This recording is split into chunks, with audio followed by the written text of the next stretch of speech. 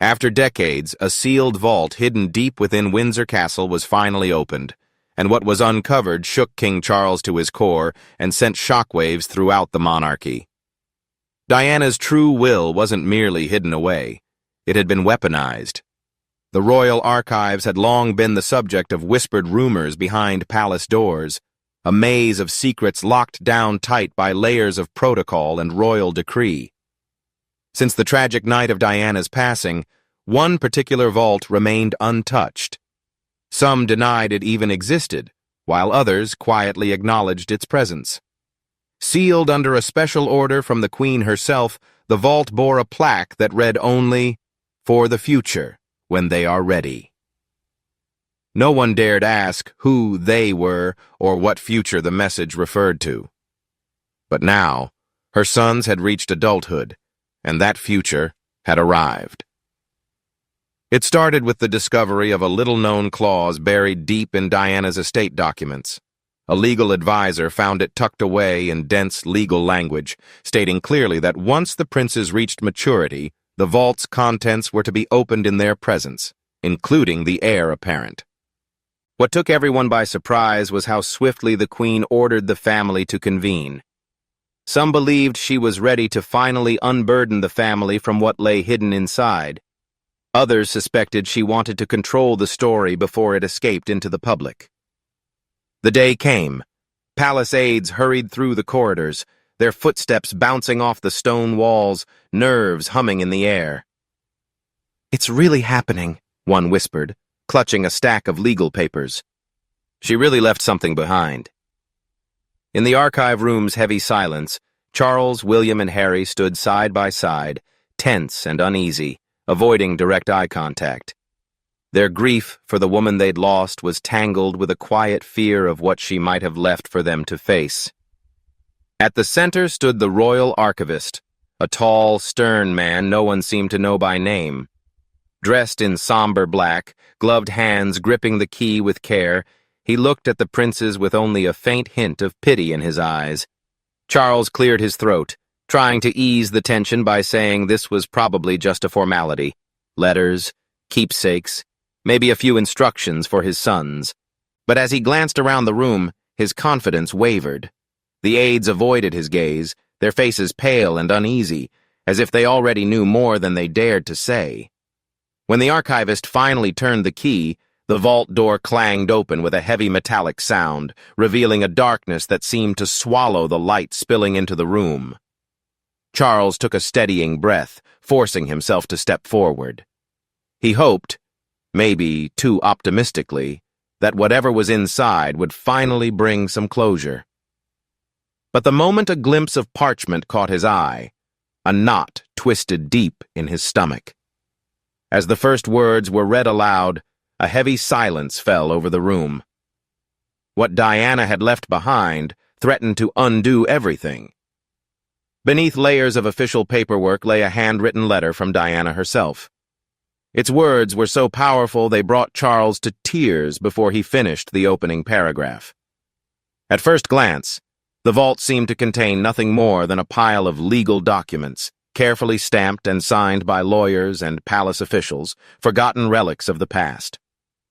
But just beneath the last page, hidden as if intentionally, was a single cream-colored envelope. Plain on the outside except for the bold, unmistakable inscription scrawled across the front. "For my sons, when the time is right." The room grew still. Even the archivist, who had remained impassive until now, lowered his gaze, unwilling to meet anyone's eyes. Charles reached out, but his fingers hesitated, as if the paper itself burned. Slowly, he pulled the letter free and unfolded it. It wasn't typed or dictated. Every jagged, purposeful stroke of the pen was hers, raw and filled with restrained fury. This was a will, but not the one the public had ever seen. It was something different, meant to be found only when her sons were old enough to grasp its meaning. Charles's hands trembled visibly as he opened the first page. Everyone held their breath, the air thick with both anticipation and dread. The opening line sent chills through the room. If you are reading this, then the palace has already failed you." William's jaw tightened as he exchanged a stunned look with his brother, and Harry's face grew pale.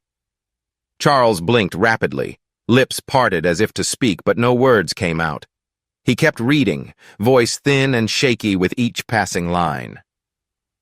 The tone grew sharper, more defiant, almost as if Diana herself stood before them, daring them to reject the harsh truths she laid bare.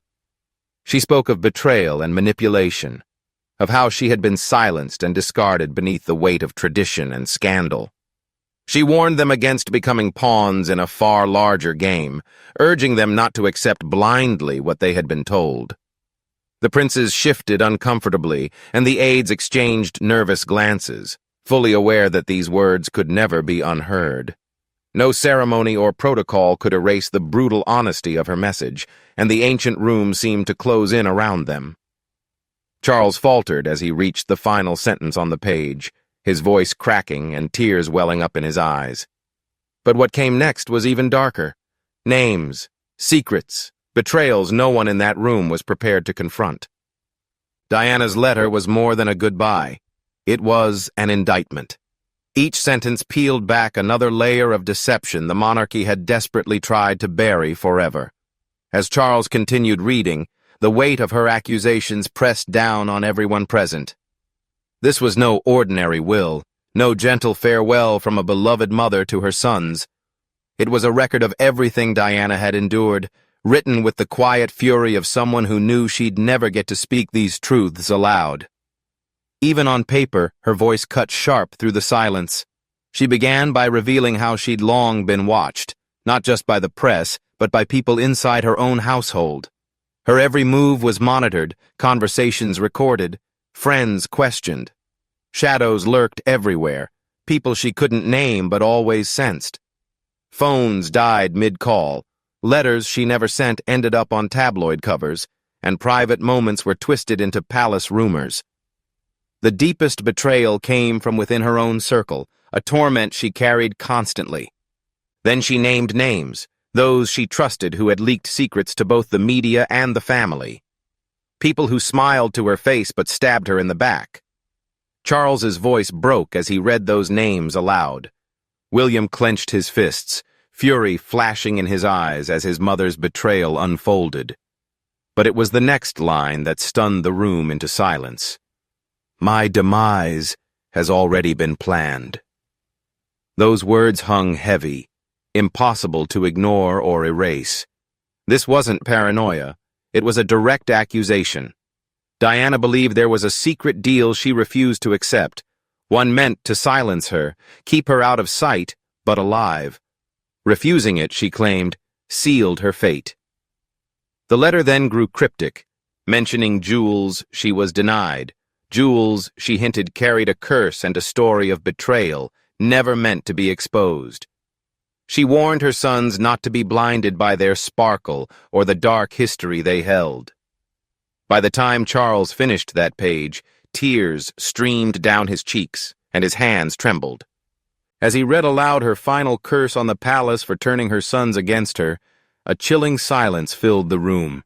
Just when it seemed the worst had been revealed, an annex to the will surfaced, Diana's ultimate act of defiance. Everyone assumed her legacy belonged solely to William and Harry, the sons she loved fiercely despite the pressures around her. That belief was nearly sacred. But the archivist slid a second envelope across the table to Charles, its weight crushing what little calm remained. This seal bore no royal crest, only her delicate handwriting, "To the one who knows." Charles hesitated before opening it with shaking hands. Inside was a name that struck like a thunderclap. Not Catherine Middleton, who wouldn't enter William's life for years, but someone entirely unexpected. The atmosphere grew heavy with confusion and disbelief as Diana's instructions came to light. She had entrusted her most treasured personal items, her private journals, a locket she never parted with, and letters she never sent, to this mysterious Catherine. William and Harry exchanged puzzled glances, both subtly shaking their heads, silently denying any idea who this woman could be. Even composed William appeared shaken, his eyes narrowing as he whispered the name under his breath, as if saying it aloud might bring understanding. But no answers came. Charles demanded an explanation, his voice trembling as he pressed for who Catherine was, what her relationship had been, and why Diana would bypass her own sons to leave her most intimate belongings to a stranger. The archivist remained stone-faced, lips pressed tight, as if centuries of royal silence forbade him from speaking. Then came Diana's most unsettling declaration: that Catherine was the only one I trust to protect the boys when I am gone. The words pierced the room like a blade, lingering long after Charles had read them aloud. In her darkest hours, Diana had doubted even the royal family's ability to keep her sons safe. She saw shadows where others saw duty, reaching beyond the palace walls for protection. The note's final chilling line was hastily added at the bottom: "If you deny her what is hers, the crown itself will turn against you." Yet the most frightening revelation wasn't about whom Diana trusted, but the warnings she left behind if her wishes were ignored. Charles's face paled as he read on. Diana hadn't just left instructions, she predicted what would come after her death. The next pages offered no warmth, only a grim prophecy. She spoke of a shadow campaign, a deliberate effort to erase her memory from the public's heart and rewrite the monarchy's story without her. They would paint her not as a victim, but as a disruptive force to their order. Her words hinted she'd already witnessed this in the months before her death. She feared her sons would be consumed by it too. This time, she listed names not as enemies, but as hidden allies, trusted figures who would rise to defend her legacy if the palace tried to silence it. She claimed these allies held proof, tapes, letters, photographs, and that they were watching even now. Each name hung in the air like a warning, daring anyone to challenge her memory. At the bottom, scrawled almost carelessly but with clear menace, was one final phrase: "The crown will crack from within." No explanation followed, but its stark placement left no doubt. Diana believed the monarchy itself would crumble if her warnings were ignored. William's calm finally broke as he read her next words written directly to him. She warned he would face trials beyond endurance, forces bent on breaking him and tearing him from everything he believed in. He swallowed hard, the tremor in his hands betraying his calm. Then came the passage about Harry. Diana wrote with deep sorrow, believing her youngest son had already been marked as the spare pawn, meant to be moved aside and sacrificed when convenient, never free to forge his own path. Harry visibly flinched, his jaw tightening as if holding back words he wasn't ready to voice. Finally, Charles reached the last line of that section, his voice breaking as he read it aloud. It was brief, harsh, and unforgiving. "You already know what you've done." His hands dropped, the page slipping from his fingers, eyes glistening with guilt more than grief. Just when it seemed the revelations had ended, the archivist unlocked one last drawer, revealing a sealed wooden box no one dared touch. Inside lay tangible proof, secrets the royal family had fought to keep hidden. The archivist's hand lingered over the lid, his gaze warning, as if he understood the weight of what was inside. When the box was opened, silence fell. Inside were neatly organized photographs, letters, and tapes, each labeled in Diana's handwriting, some marked with chilling notes like, "For the people and not to be burned." These were no mere keepsakes, but evidence, ammunition in a silent war. She had prepared for this moment. On top were brittle, yellowed audio tapes. William picked one up and placed it in the recorder. Diana's voice filled the room, calm, deliberate, and quietly furious. She spoke openly about her darkest fears, confessing how trapped she felt in a palace of whispers, where every word and move was recorded and twisted. She named those she believed conspired to isolate her, who turned her children into pawns, who, as she put it, made me a ghost before they buried me. Beneath the tapes were photographs of dozens of these figures, snapshots of secret meetings between courtiers and media, smiles too polished, handshakes too calculated. The accompanying notes claimed this was proof of a carefully staged humiliation campaign, designed to systematically destroy her image for public consumption. There was also a letter addressed to the press but never sent, accusing specific individuals of orchestrating her downfall. She insisted every scandal was no accident, but manufactured to strip her dignity until she vanished. But what shocked them most was what Charles found at the bottom of the box, a small velvet pouch holding a locket. Inside was a photo so damning it froze him in place. His knuckles whitened as he stared at the image. When William asked what he'd found, Charles said nothing, his face pale as death. Then the archivist spoke, quietly but firmly. Once opened, there is no going back. His words carried a weight none dared deny. Everyone knew what had started in that room could never be undone. Then came the final envelope, heavier, thicker, marked boldly in red ink. My last word. Diana's ultimate message wasn't just for her family, it was for the world, and it carried a demand no one in the room felt they could meet. The weight of her entire life seemed to press down within that envelope. When Charles broke the seal and unfolded the thick parchment, his hands shook so violently that William reached out instinctively, though even he hesitated to touch it. The words at the top hit them all immediately. To my people. This time there was no privacy, no coded hints or veiled accusations, just a raw, honest message to the millions who had loved her. Despite the palace's efforts to erase her, she began by thanking the public, not for loyalty to the crown, but for the love they showed her when she felt utterly alone. She wrote about how the warmth from strangers kept her going longer than she ever thought possible. She confessed she knew she wouldn't live to see her sons become the men they were meant to be.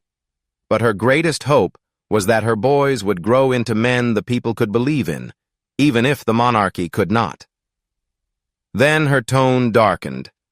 She revealed that she once planned to escape, meticulously mapping out a quiet life where no one could find her. But her words hinted at forces beyond her control. She believed she had been pulled back before she could break free, trapped in a gilded cage until the very end. Then came her demand, sharp and unyielding. The monarchy must reform itself or face what she called irreparable collapse. Her message was clear. Change or perish. Ignoring the cracks she felt would be their downfall, and eventually, those fractures would tear the crown apart. Her final plea was for her sons. In a heartfelt appeal, she begged William and Harry to remain united brothers, no matter how hard the palace tried to drive them apart. She warned that bitterness or ambition could destroy their bond, and without each other, they would be lost. As Charles reached the letter's end, his strength seemed to leave him completely. The paper slipped from Charles's fingers as he sank into his chair, his chest rising and falling with ragged breaths, his face pale and streaked with tears. The silence that followed was heavy, laden with grief, guilt, and unspoken truths no one dared voice. But the stillness didn't last long. William rose, clutching the documents tightly, and declared that the truth could no longer be buried. The room erupted into chaos. The princes were divided, and Charles was inconsolable. Outside the palace walls, the press already sensed something earth-shattering had occurred. The weight of Diana's revelations hung thick in the air, shattering the fragile calm that followed her final words. William stood rigid, knuckles white as he gripped the papers, his voice rising with anger and determination. He insisted the truth must come out, that Diana's voice had been silenced long enough, and the world deserved to know what she endured and what she left behind. His words echoed through the vaulted room, startling even Harry. But Harry hesitated. His face revealed a battle of conflicting emotions, torn between loyalty to the institution that raised him and the memory of a mother destroyed by it. He glanced between William and Charles, wrestling with the impossible choice of where to stand in history. His silence spoke volumes, though it was clear his heart leaned toward William. Charles, meanwhile, was desperate. Tears still stained his cheeks as he pleaded with his sons not to destroy the monarchy. His voice cracked under the strain, his hands trembling as he tried to reason with them, warning that these revelations couldn't be undone, that once Diana's accusations went public, they wouldn't just tarnish the crown, they could break it. His desperation was almost pitiful, his authority slipping with every moment. The archivist, who had been silent throughout, moved toward the vault and began locking it once again. As the heavy door sealed, he turned to the family with a grim expression, offering no comfort, only acknowledgement of what they'd unleashed. In a barely audible whisper, he spoke 6 words that chilled the room. "The crown will never be the same." William and Harry exchanged one last glance, not of unity, but of resolve. Even in disagreement, they both understood Diana's truth could no longer stay hidden. Then came the sound of hurried footsteps outside, urgent and insistent. Just beyond the door, the faint murmur of cameras being readied. The palace walls suddenly felt thinner, the whispers outside growing louder by the second. Within hours, the first leaks hit the press. Headlines screamed that Diana's secret will had been uncovered. The word betrayal splashed across newspapers in bold letters. Thus began the firestorm Diana had warned of, a reckoning burning through the House of Windsor. In the days that followed, Britain watched in stunned silence as the monarchy buckled under the weight of her final truths. What started as whispers quickly grew into a roar no one could contain. Excerpts from Diana's secret will dominated front pages, her words printed alongside photos of her radiant smile and haunting accusations. "The crown will crack from within," one headline blared, less a warning, more a prophecy unfolding before their eyes. Public outrage ignited like dry tinder. People who once cheered royal processions now gathered outside Buckingham Palace, shouting, weeping, demanding answers. The gates became walls of flowers and fury. Candles flickered day and night, the air thick with calls for justice and truth.